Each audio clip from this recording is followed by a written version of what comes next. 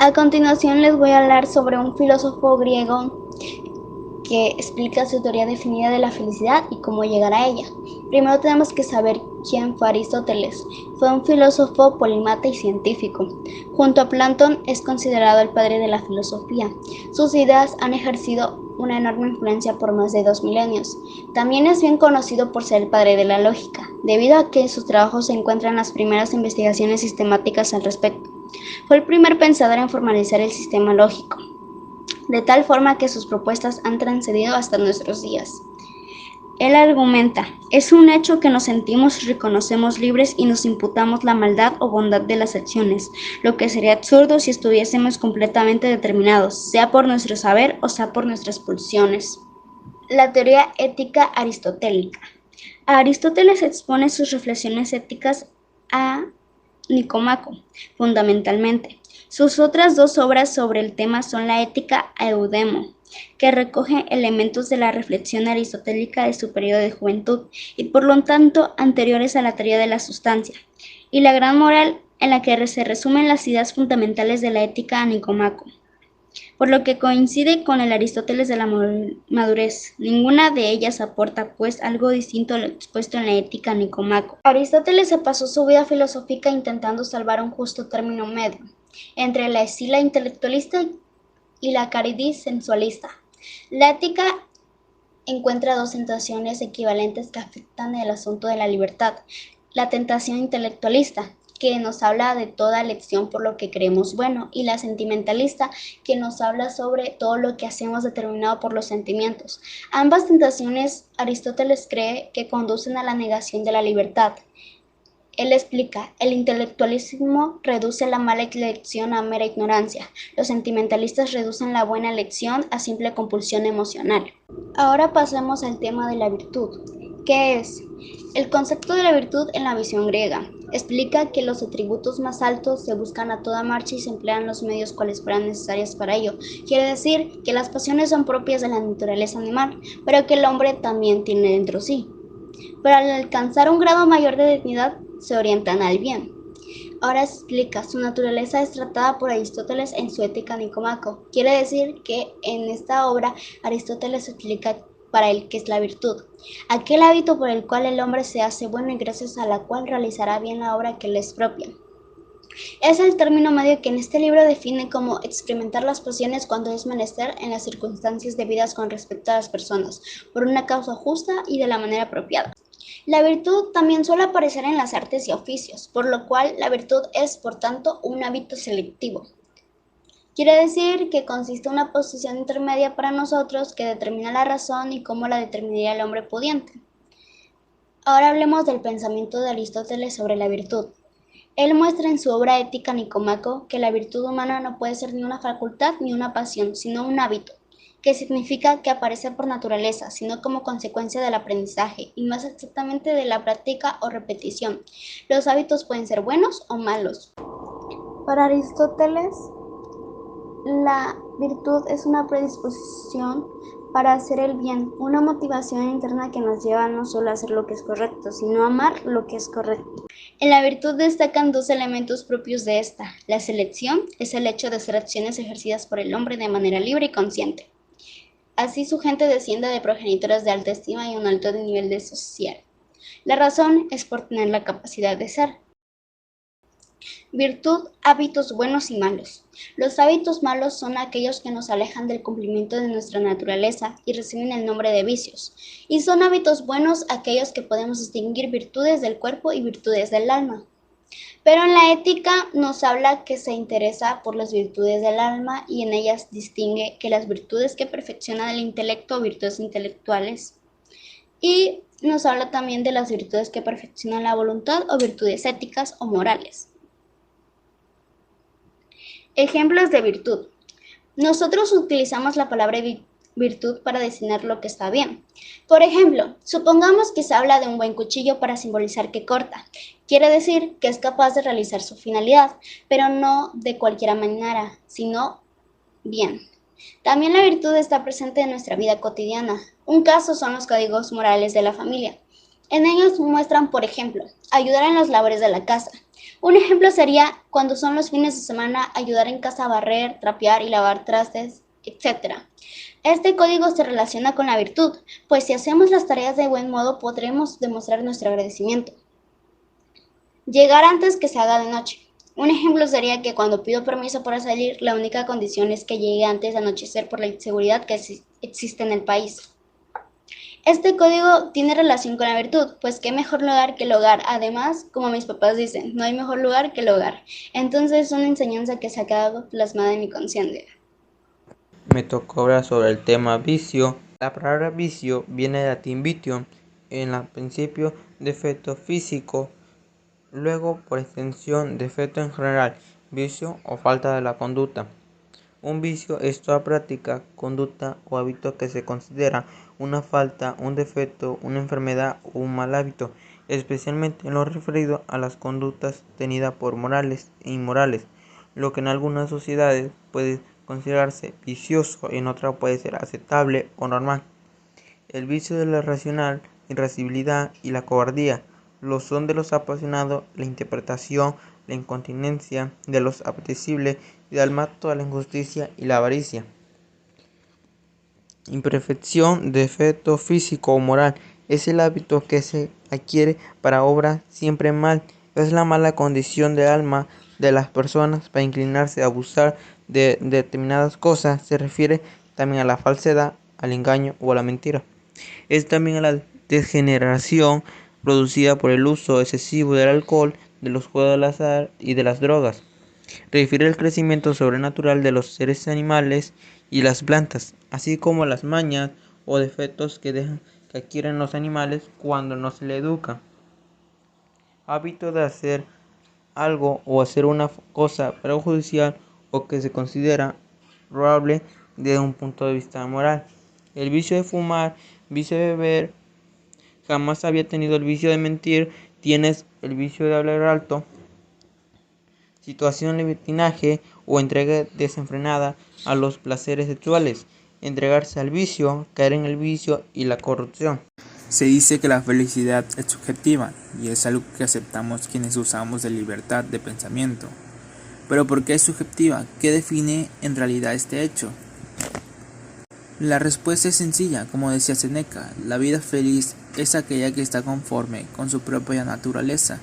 Y dado que cada humano crece y se desarrolla bajo distintas influencias, la felicidad de una persona puede no tener sentido alguno para otra de naturaleza distinta.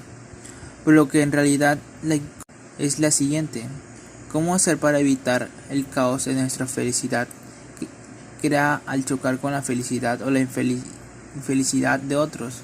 Es difícil, pero es justo. Allí donde las virtudes nos resultan tan útiles, la paciencia, la prudencia, la humanidad, la modestia, son virtudes que sembradas en un espíritu rencoroso crean dolor y tragedia, pero en un espíritu afortunado, uno que se halla exento de la demostración de su fortuna, porque ya no tiene esa debilidad. Es un espíritu así las pequeñas virtudes son las que más brillan, las que más carácter creen, las que mayor felicidad a lo largo plazo generan, las de mayor desprendimiento tienen con respecto a la mundano, los más nobles y al mismo tiempo las menos valoradas porque no llaman la atención, porque quien no ve con profundidad suele despreciar las cosas silenciosas, pues toma por virtud y talento todo lo que haga ruido, todo lo que pueda percibirse sin esforzarse más allá de su propia comunidad. Aunque esto resulta falso, a mí por ejemplo me gusta exponer las cosas vergonzosas que me ocurren, o incluso presentarme a otros a través de mis derrotas. Cuando la gente me ve sonriendo mientras cuento alguna tragedia que he vivido, pasan dos cosas: o se ríen y creen que soy loco, o se ríen y se olvidan un poco de sus preocupaciones. Y esto para mí es valioso, que cualquier tipo de admiración o respeto. Se denomina ataraxia, del griego ataraxia, ausencia de turbación, a la disposición del ánimo propuesto por los epicureos, estoicos y escépticos, gracias a la cual sujeto mediante la disminución de la intensidad de pasiones y deseos valorados de forma negativa en la filosofía antigua por los estoicos, que pueden alterar el equilibrio mental y corporal y la fortaleza frente a la adversidad. Alcanza dicho equilibrio y finalmente la felicidad, que es el fin de estas tres corrientes filosóficas. Ataraxia es por tanto tranquilidad, serenidad e imperturbabilidad en relación con el alma, razonamiento. Y para epicureísmo, el epicureísmo es un movimiento filosófico que cubre la búsqueda de una vida feliz mediante la búsqueda inteligente de placeres. La ataraxia, ausencia de turbación, y las amistades entre sus correligionarios fue enseñado por Epicuro de Samos, filósofo ateniense del siglo IV a.C., 341 a.C., que fundó una escuela llamada Jardín y cuyas ideas fueron seguidas por otros filósofos llamados epicureos. Por lo tanto, significa que la tranquilidad espiritual, paz interior, se consigue mediante la disciplina del apetito para que éste nos presente solo deseos moderados y aprender a aceptar los deseos cuando sean imposibles de cumplir. Unos ejemplos: cuando una persona consiga estabilidad emocional y económica, cuando una persona tiene muy clara su identidad dentro de la sociedad. Los tres requisitos del estoico Epicteto para alcanzar la felicidad. Epicteto fue un filósofo griego de la escuela estoica. Nació esclavo de Hierápolis, Frigia, y vivió en Roma hasta su destierro, cuando fue a Nicópolis, en el noroeste de Grecia. Sus enseñanzas fueron escritas y publicadas por su alumno Arrián. Epictetus enseñó que la filosofía es una forma de vida y no solo una disciplina teórica. Para Epicteto, todos los eventos externos están fuera de nuestro control. Debemos aceptar con calma y serenidad lo que sucede a nuestro alrededor. Sin embargo, los individuos son responsables de sus propias acciones, que pueden examinar y controlar mediante una autodisciplina rigurosa. En el periodo helenístico, algunos filósofos también se preguntaron cómo alcanzar la felicidad y el equilibrio. Sus respuestas dieron vida a uno de los movimientos filosóficos más importantes de todos los tiempos, el estoicismo. Epicteto fue uno de sus principales exponentes. Sus ideas tienen siglos de antigüedad, pero son tan actuales que pueden ayudarnos a delimitar el camino a la felicidad en el mundo moderno. Para ser feliz, primero debes ser libre. Los estoicos no concebían la felicidad sin la libertad. Epicteto llegó a afirmar que la felicidad no consiste en desear cosas, sino en ser libre. Estaba convencido de que esa libertad se consigue reduciendo los deseos a su mínima expresión. La riqueza no consiste en tener muchas posesiones, sino pocos deseos, afirmaba el filósofo. El apego a las cosas genera un estado febril que nos aleja de la felicidad y el equilibrio emocional. Cuantas más cosas deseemos, más tendremos que esforzarnos por alcanzarlas, olvidándonos de disfrutar el aquí y ahora. Eso nos condena a un ciclo de insatisfacción permanente. El apego a las cosas materiales también genera el miedo a su pérdida, lo cual nos aleja cada vez más del camino de la felicidad. Por tanto, para Epicteto, el primer paso en la búsqueda de la felicidad consistía en alcanzar la libertad, que proviene del desapego a lo material, de ser conscientes de que no necesitamos muchas cosas. Ese insight rompe muchas ataduras, nos libera de muchos condicionamientos y presiones sociales que pueden llegar a ser oprimentes y angustiantes, para seguir adelante más ligeros del equipaje. 2. Deshace de las preocupaciones de una vez y por todas. Epicteto era el filósofo de la no preocupación. Comprendió que para alcanzar la felicidad no solo debemos despegarnos de lo material, sino también de nuestros pensamientos. Decía que el único camino a la felicidad es dejar de preocuparnos por las cosas que escapan de nuestro control y voluntad. También nos alerta que el hombre no es tan preocupado de los problemas reales, sino por la ansiedad que imagina generan estos problemas. El hombre no se perturba por las cosas, sino por la opinión que tienen estas. Los acontecimientos no le lastiman, pero la percepción de ellos sí. Según Epicteto, necesitamos aprender a deshacernos de las preocupaciones que solo añaden un peso innecesario a nuestra vida. Para ello, debemos darnos cuenta de muchas veces la ansiedad, el miedo o la frustración no provienen de los acontecimientos en sí, sino de la manera que los interpretamos. Si consideramos que ha sucedido algo negativo, reaccionaremos con enfado, frustración o tristeza. Si pensamos que es probable que suceda algo negativo, reaccionaremos con ansiedad, tensión y miedo. Sin embargo, esas emociones son más el producto de nuestros juicios que de los propios acontecimientos. No es lo que te pasa, es cómo lo tomas. El dolor y el sufrimiento vienen de lo que nos contamos a nosotros mismos sobre las consecuencias, sobre el futuro, sobre lo que va a pasar como resultado de lo que ha pasado, explicaba Epicteto, refiriéndose a la narrativa que construimos alrededor de los eventos. ¿Cómo deshacernos de esa tendencia? Comprende que existe una brecha entre la realidad y nuestra respuesta.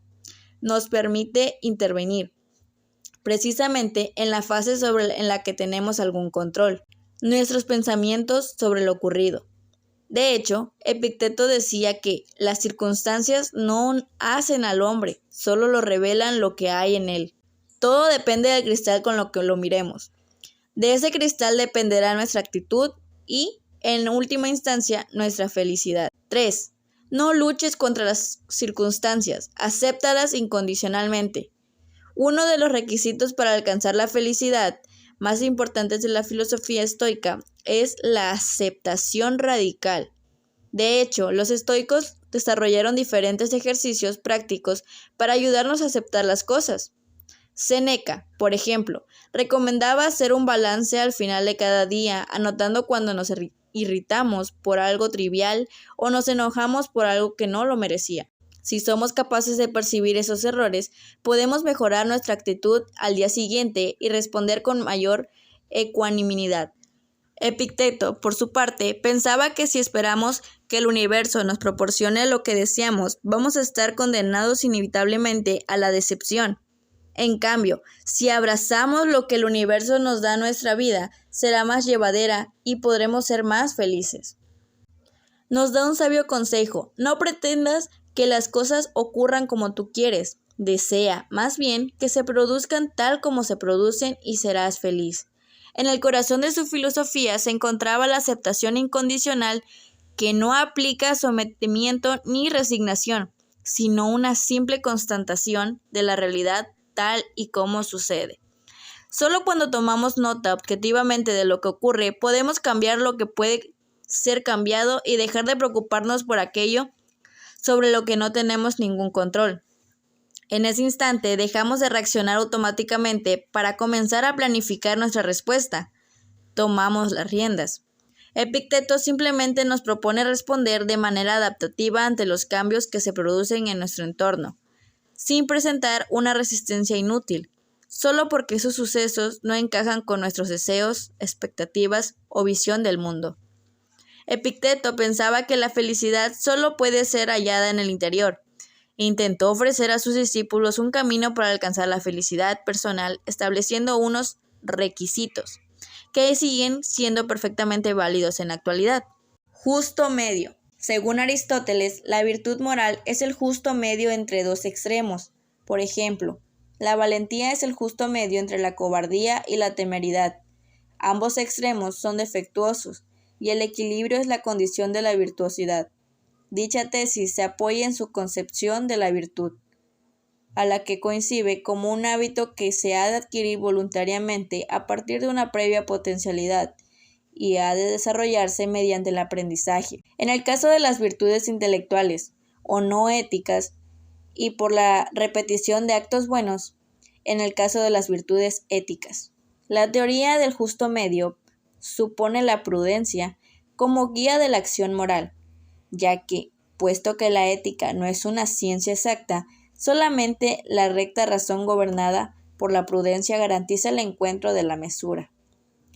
Debe tenerse en cuenta que este punto medio entre dos extremos no es equivalente a una defensa de la mediocridad, sino expresión de las directrices racionales que han de mediar entre los impulsos irracionales, y esa expresión del ideal de media de la cultura griega opuesta a la ibris. Esta tesis la desarrolla especialmente en su Ética a Nicomaco, obra en la que va más allá del intelectualismo moral socrático. No es suficiente el saber para obrar justamente.